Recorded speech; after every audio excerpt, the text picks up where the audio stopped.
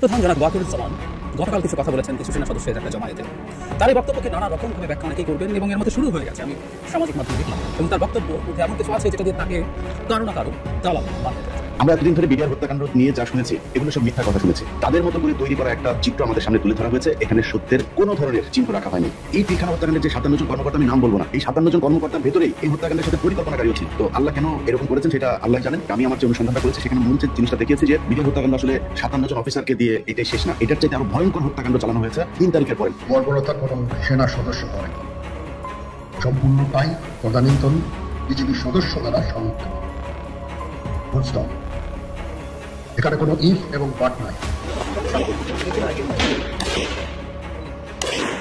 আমাকে জানানো হলো যে বিডিআর দরবার হলে গোলাগুলি হচ্ছে। আমি সঙ্গে সঙ্গে আমার গাড়ি পাশেই ছিল, আমি গাড়িতে উঠে দ্রুত আমি ধানমন্ডি ক্যাম্পে চলে আসি। ধানমন্ডি একটা পরিকল্পিত একটি হত্যাকাণ্ড ছিল যেখানে শেখ হাসিনা সরাসরি জড়িত। শেখ হাসিনাকে ফোন করেছে শাকিল সাহেব যে এরা বিদ্রোহ করেছে, বাঁচা লাগবে। পরের দিন এত বড় হত্যাকাণ্ড হলো, অথচ একজন প্রাইম মিনিস্টার আসলেন আগের দিনে। দেশের ইতিহাসে অন্যতম ভয়ঙ্কর কালো অধ্যায় পিলখানা হত্যাকাণ্ড। হত্যাকাণ্ডের আগের দিন 24 ফেব্রুয়ারি প্যারেডে উপস্থিত ছিলেন হাসিনা। এত মিডনাইটে বিডিআর গেট এভাবে খোলা দেখে আমি আমার ওয়াইফকে বললাম যে না, আমি গেটের ভিতর দিয়ে যাব না। একটা ক্যান্টনমেন্টের গেট এইভাবে খোলা, কোনো সেন্ট্রি নাই। আজকে রাওয়াতে যে ধরনের স্পিচগুলো দেওয়া হয়েছে সেটা আমাদের জন্য খুবই অপমানজনক ছিল।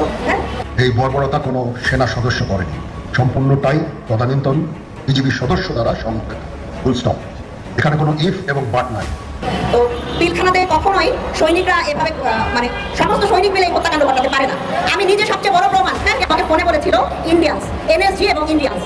শেখ সেলিম, তাপস আর মির্জা আজম, এরা আমি নামগুলো বলতেছি, এরা হলো ডিরেক্টলি। আসসালামু আলাইকুম দর্শক, নতুন একটা নিউজে আপনাকে স্বাগতম। প্রিয় দর্শক, বাংলাদেশের রাজনৈতিক অবস্থা ও প্রেক্ষাপট নিয়ে করা আমাদের আজকের ভিডিওটি খুবই গুরুত্বপূর্ণ।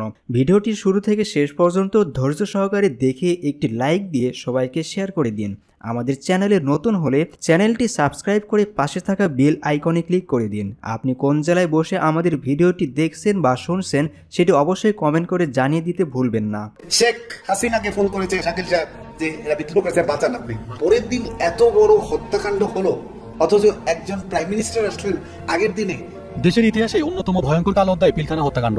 2009 সালের 25 ফেব্রুয়ারি ঢাকার পিলখানায় তৎকালীন বিডিআর সদর দপ্তরে নারকীয় হত্যাকাণ্ড ঘটানো হয়েছিল। কিছু বিপদগামী সৈনিকের বর্বরতার শিকার হন 57 জন সেনা কর্মকর্তা সহ 74 জন। স্বৈরাচার হাসিনা প্রধানমন্ত্রী হিসেবে সরকার গঠনের মাত্র 50 দিনের মাথায় সংঘটিত হয় পিলখানা হত্যাকাণ্ড। হত্যাকাণ্ডের আগের দিন 24 ফেব্রুয়ারি প্যারেডে উপস্থিত ছিলেন হাসিনা। তার ঠিক একদিন পর এমন ভয়াবহ হত্যাকাণ্ড নিয়ে আছে অনেক প্রশ্ন। 25 তারিখে গার্নেজ হয়েছে, 24 তারিখে তখনকার প্রধানমন্ত্রী ফ্যাসিস্ট হাসিনা সেই প্যারেড রিভিউ করেছে। আপনি জানেন যে সর্বোচ্চ যে নিরাপত্তা আমাদের দেশে কেউ পায় সেগুলো প্রাইম মিনিস্টার, তারপর কিন্তু প্রেসিডেন্ট। তাহলে এখানে প্রশ্ন থেকে যায় না যে একজন পরের দিন এত বড় হত্যাকাণ্ড হলো, অথচ একজন প্রাইম মিনিস্টার আসলেন আগের দিনে। এটাকে বলি আমরা নিরাপত্তা স্ক্যান, সিকিউরিটি স্ক্যান। কোথাও ধরা পড়লো না এত ষড়যন্ত্র, এত নিরাপত্তা। এই যে সিকিউরিটি এজেন্সিজ আছে, ডিজিএফআইসি, এনএসআই আছে, কেউ কোথাও না। সে সময় পিলখানায় বিডিআর হাসপাতালের অধিনায়ক হিসেবে কর্মরত ছিলেন lieutenant colonel S M Abdul Salam. ভাগ্যক্রমে সেদিন বেঁচে গেলেও বয়ে বেড়াচ্ছে সেই দুঃসহ স্মৃতি। আমি যেহেতু লেফটেন্যান্ট কর্নেল, তো সব ফুল কর্নেল হলো সেক্টর কমান্ডার, তো সবাই বেশ তো সারা দেশ থেকে আসছে। তা আমার অবস্থানটা মাঝামাঝি চলে গেছে, বেশ দূর ইয়ের থেকে। যাই হোক, এটা বারবার শুনেছেন, শর্ট করে দিচ্ছি। যে একদম ঢুকলো, তারপরে হইচই করে সবাই দাঁড়িয়ে গেল, একটা না দুটো বুলেটে দিয়ে শুনছি। আমি কিন্তু ধারণা করছি, আমি আমার পয়েন্ট অফ ভিউতে বলছি যে আমি কিছু দেখছি না, আমি তো কাছে না। সবাই বেরিয়ে যাচ্ছে, অফিসাররা বেরিয়ে যাচ্ছে শহীদ নূর মোহাম্মদ রাইফেল স্কুলের সামনে মাঠ। আমার এইটা ধারণা হয়েছে যে গুলির শব্দ হলেও ডিজিরে হতো, মেরে ফেলছে, কিন্তু তখনও মারেনি, পরে জানলাম। ওখানে যাওয়ার পর দেখলাম যে ওই বাঁশের লাঠি আছে না, যেগুলোর উপর ওই ফ্ল্যাগ লাগানো হয়েছে, ওই বিজয়ের সপ্তাহ, ওই বাঁশের দিয়ে অফিসার স্ক্যাটার্ড ওয়েতে অফিসারদের মারতেছে। সো আমি চেষ্টা করলাম করার, বাচ্চার তো মারছে। এর মধ্যে একটা সোলজার, আমার ইউনিটের সোলজার, ও হয়তো নতুন, একদম নতুন আসে, বাচ্চা সোলজার, ও এসে আমাদের ঝাঁপিয়ে পড়লো যে স্যারকে মারবেন না, স্যার তো কিছু করেননি। তো ওকে মারতেছে। তারপর যে তুমি সরে যাও, আমি ধরলাম যে কেন মারতেছ? বলে তোরা আমাদের ডাল ভাতের পয়সা খেয়েছো, তোরা আমাদের সবকিছু খেয়েছো, তোরা রেশন খেয়েছো। আমি বললাম ডাল ভাতের সাথে আমি জড়িত না, তারা তোমাদের রেশন তো, এইটুকু কথা বলতে পারছি না। তুই অফিসার, এটা বলার কারণ আছে। অনেকে বলে না যে অমুকরে মারে নাই, এখানে অফিসারদের কিলিং করতে বলা হয়েছে। এখানে ইররেসপেক্টিভ তাকে চেনে কি চেনে না তা না, কিন্তু 25 ফেব্রুয়ারি ঘটনার দিন পিলখানার চারদিকে সেনাবাহিনী অবস্থান নিলেও কোনো ব্যবস্থা নিতে দেওয়া হয়নি। যৌথ বাহিনী যদি সাথে সাথে অভিযান পরিচালনা করতো তাহলে হতাহত কম হতো। তাছাড়া ঘটনার দিন 25 ফেব্রুয়ারি বিকেলে তৎকালীন সরকারের দায়িত্বশীলদের উপস্থিতি ছিল সন্দেহজনক। শেখ সেলিম, তাপস আর মির্জা আজম, এরা আমি নামগুলো বলতেছি, এরা হলো ডিরেক্টলি জড়িত। মির্জা আজম, নানক এদের সাথে মিটিং করেছে, এটা তো অনেকে স্বীকার করেছেন। সারা খাতুন বলছে হ্যাঁ আমার কাছে এসেছিল, আমি দেখা করিনি। এখন আমার প্রশ্ন হলো, একজন যারা ইউনিফর্ম পরে তাদের নিয়ম কানুন মতো আলাদা সার্ভিস রোড, তারা তাদের বৈধ যে সুপিরিয়রের পারমিশন ছাড়া কোনো পলিটিক্যাল লিডার বা কোনো মিনিস্টারের সাথে দেখা করতে পারে না। ধরে নিলাম যে হ্যাঁ ওনারা দেখা করছেন, তার মানে ওনারা জানেন যে এরা একটা এদের মধ্যে ক্ষোভ আছে। তাহলে ওই গভর্নমেন্ট এই ঘটনা ঘটার আগেই কেন একটি তদন্ত করেনি যে কি হয়েছে? ডিজিপিডিআরকে ডাকো, কি সমস্যা, এমন কেন হচ্ছে? আজকে রাওয়াতে যে ধরনের স্পিচগুলো দেওয়া হয়েছে সেটা আমাদের জন্য খুবই অপমানজনক ছিল। হ্যাঁ, এই বর্বরতা কোনো সেনা সদস্য করেনি, সম্পূর্ণটাই তদানীন্তন বিজিবি সদস্য দ্বারা সংঘটিত। Full stop. এখানে কোনো ইফ এবং বাট নাই। তো পিলখানাতে কখনোই সৈনিকরা এভাবে মানে সমস্ত সৈনিক মিলে এই হত্যাকাণ্ড ঘটাতে পারে না। আমি নিজে সবচেয়ে বড় প্রমাণ। হ্যাঁ, আমার রুমে গিয়েছিল হিন্দি ভাষীরা। বিডিআরে আমার হাজবেন্ডের সাথে আমি 3.5 বছর ছিলাম পিলখানাতে, আমি বিডিআরে। তো আমি কখনো 3.5 বছরে শুনিনি কোনো সৈনিক কোনো সময় হিন্দিতে কথা বলতে। শুধুমাত্র 25 ফেব্রুয়ারিতে শুনেছিলাম 3 জনের মধ্যে। আর আমার হাজবেন্ড দরবার হলে থেকে আমাকে ফোনে বলেছিল ইন্ডিয়ান্স, এনএসজি এবং ইন্ডিয়ান্স। তাহলে এখানে কি প্রমাণ হচ্ছে না? আর আমার কোনো স্টেটমেন্ট 9 সালে নেওয়া হয়নি। আর এখন আমি যতগুলো কথাবার্তা বলছি মিডিয়াতে, আমার কথাগুলোকে কাট করা হয়, ঠিক মতো বলতে দেওয়া হয় না। আর আমার হাজবেন্ডের ডেড বডি যে পাওয়া যায়নি, এটার কথা যেটা বলছি, গতকালকে আমি 2টা সাক্ষাৎকার দেওয়ার জন্য কবরস্থানে গেছিলাম। আমার সেটা এখন পর্যন্ত প্রচার করতে দেওয়া হয়নি আইএসপিআর থেকে। আপনারা কি বুঝতে পারছেন কোথায় বাধাটা? আর আমার ছেলেকে আইএসএসবি থেকে বাদ দেওয়া হয়েছে, কারণ মেজর তানভীরের সন্তান সশস্ত্র বাহিনীতে জব করতে মানে সশস্ত্র বাহিনীতে সার্ভিস করতে পারবে না, কারণ আরেকটা মেজর তানভীর গড়ে উঠুক সেটা কখনোই বর্তমান সেনাপ্রধান চান না।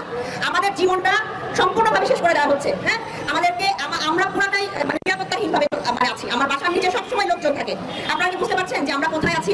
আজকে রাওয়ার বক্তব্যই প্রমাণ করে দেয় যে উনি কি ধরনের বাট ইফ, হ্যাঁ ফুল স্টপ, এটা কোন ধরনের সেনাপ্রধানের কথা হতে পারে।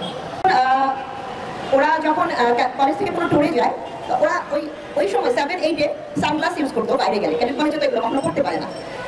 তখন সম্ভবত ও কোনো ফ্রেন্ডের সাথে বা স্যারের সাথে শেয়ার করেছিল যে সানগ্লাস পড়তে তার ভালো লাগে, সে জিয়াউর রহমানের এই জিনিসগুলো খুব পছন্দ করে। 91 সালের বা 92 সালের সেই জিনিসটা নোট করা ছিল বা শেয়ার করার জিনিসটা 2009 সালের প্যারেডে 24 ফেব্রুয়ারি 2009-এ আমার হাজবেন্ডকে শেখ হাসিনা এই কথাটা তখন বলে যে তুমি মনে হয় জিয়াউর রহমানকে খুব ফলো করো। তো এই কথাটা শুনে আমার হাজবেন্ড তখন খুব মানে তৎকালীন প্রধানমন্ত্রীর সামনে খুব ঘাবড়ে যায়। তারপরে যাই হোক, তার সাথে বিভিন্ন কথাবার্তা হয় যে তুমি যদি গোপালগঞ্জ বাড়ি হতো তোমার সবকিছুই আমি দেখতাম, তোমাকে আমি এসএসএফ নিয়ে নিতাম, তোমার ব্যাড লাক। তো মাঝের যে কনভারসেশনগুলো হয় সেই কথাগুলো আসলে খুব একটা শোভনীয় ছিল না। হ্যাঁ, তো এরকম প্রত্যেকটা ফ্যামিলিতে পলিটিক্যাল কেউ আছে কিনা আওয়ামী লীগের, সেই জিনিসগুলো উনি এনশিওর করতে থাকেন। তো আমার এই জিনিসটা একটা কথা যে এতদিন ধরে যারা উপরে উঠেছেন, মানে 2009 সালে পিলখানা হত্যাকাণ্ডের পর থেকে যতদিন পর্যন্ত শেখ হাসিনা ছিল, তো দেখা গেছে যে আওয়ামী লীগের লোকরা সব আর্মিতে এসে বসে আছেন। তো শেখ হাসিনাকে কিন্তু আমরা বিদায় করেছি। হ্যাঁ, আমরা বাংলাদেশের মানুষরা মিলে তাকে বিদায় করতে সক্ষম হয়েছি, কিন্তু এখন পর্যন্ত আমরা কিন্তু সুবিচারটা পাচ্ছি না, ঠিক না? তো এই কারণে আপনারা যদি আমাদের সবাইকে সহায়তা না করেন, হ্যাঁ, আমাদের আর্মি অফিসার ভাইরা আমাদের জন্য যেমন আগে আসছেন, বা খুন এই সব কিছুর যদি বিচার আমরা না করতে পারি সবাই মিলে, তাহলে তো আমরা কোথাও কোনো কমিশন থেকে বিচার করতে পারবো না, তাই না? সঠিকভাবে তদন্ত হবে না। পিলখানার কি তদন্ত, মানে পিলখানা হত্যার তদন্ত কি ঠিকভাবে হচ্ছে? আমার তো মনে হয় না। আমি যে হিন্দি ভাষার কথাটা বলছি এটাকে খুব লাইটলি নেওয়া হচ্ছে। হ্যাঁ, তো এই জন্য আমি চাই পার্সোনালি যে আপনারা আমাদেরকে সহায়তা করেন যেন আমরা সেভাবে আগাতে পারি। আর আমার হাজবেন্ডের ডেড বডিটা কিন্তু এখন পর্যন্ত পাওয়া যায়নি। এটা আমি এতবার বলার পরেও কেউ কিন্তু আর্মি থেকে কেউ কিন্তু আমাকে সহায়তা করছেন না। তো সহায়তা যদি করতে হতো তাহলে আজকের দিনেও কিন্তু এই জিনিসটা বলা হতো যে ডেড বডিটা নাই। ডিএনএ টেস্ট হয়েছে 4 বার, নতুন করে ডিএনএ টেস্টের কোনো দরকার নাই, ঠিক না? আর এটা আমার এই জন্য নতুন করে বলতেও আর ভালো লাগে না। তো এটাই আমার বলার ছিল আর কি। তো দোয়া করবেন আমাদের জন্য। আজ ঢাকায় আসছেন জাতিসংঘের শরণার্থী বিষয়ক হাই কমিশনার। জাতিসংঘের শরণার্থী বিষয়ক হাই কমিশনার ফিলিপ্পো গ্র্যান্ডি ঢাকায় আসছেন আজ। 1 মার্চ পর্যন্ত বাংলাদেশেই থাকবেন তিনি। ইউএনএইচসিআর এই শীর্ষ কর্মকর্তা 2017 সালের 25শে আগস্ট মিয়ানমারের রাখাইনে রোহিঙ্গাদের ওপর গণহত্যা চালানোর পর বেশ কয়েক দফায় বাংলাদেশ সফর করেছেন। এবারের সফরে প্রধান উপদেষ্টা ডক্টর ইউনূস, প্রধান উপদেষ্টার বিশেষ প্রতিনিধি খলিলুর রহমান এবং পররাষ্ট্র উপদেষ্টা সঙ্গে সাক্ষাৎ করবেন ফিলিপো গ্র্যান্ডি। কক্সবাজার ও ভাসানচরে আশ্রয় নেওয়া রোহিঙ্গাদের দেখতে যাওয়ার কথা রয়েছে তার। জাতিসংঘের শীর্ষ কর্মকর্তার সফরে রোহিঙ্গা ইস্যুতে বিশেষ গুরুত্ব রয়েছে বলে জানিয়েছেন সাবেক কূটনীতিকরা। এদিকে টানা ২৬ ঘন্টা ধরে প্রধান উপদেষ্টার কার্যালয়ের ফটকে অবস্থানে আহতরা। এক দফা দাবিতে রাজধানীর তেজগাঁওয়ে প্রধান উপদেষ্টার কার্যালয়ের মূল ফটকের সামনে টানা ২৬ ঘন্টা ধরে অবস্থান কর্মসূচি পালন করছেন জুলাই গণ অভ্যুত্থানে আহত একদল আন্দোলনকারী। তারা গতকাল বুধবার সকাল ৯টা থেকেই সেখানে অবস্থান করছেন। বৃহস্পতিবার সকাল ১১টায় প্রধান উপদেষ্টা প্রধান ফটক ঘুরে দেখা যায় প্রায় ৩০ জন আন্দোলনকারী সেখানে অবস্থান করছেন। জাতীয় পতাকাবাহী সরকারি কোনো গাড়ি ফটকের সামনে আসলেই তারা স্লোগান দিচ্ছেন ১ ২ ৩ ৪ সব শালা বাটপার। আন্দোলনকারীদের সঙ্গে কথা বলে জানা গিয়েছে রাতে এখানে তারা খোলা আকাশের নিচেই অবস্থান করেছেন। সকালে অনেকেই আশপাশে কোথাও গিয়েছেন, ফলে এখন মানুষের সংখ্যা কম। তবে দেশের বিভিন্ন জেলা থেকে জুলাই আহতরা রওনা হয়েছেন। দাবি আদায়ে তারাও দুপুর বিকাল নাগাদ যোগ দিবেন। শুরুতে আহতদের চিকিৎসা ও পুনর্বাসনের দাবিতে আসলেও পরে তারা এক দফা দাবিতে অনড়। তা হলো বৈষম্য নিরসনে আহত ব্যক্তিদের ৩ ক্যাটাগরির পরিবর্তে ২টি করতে হবে।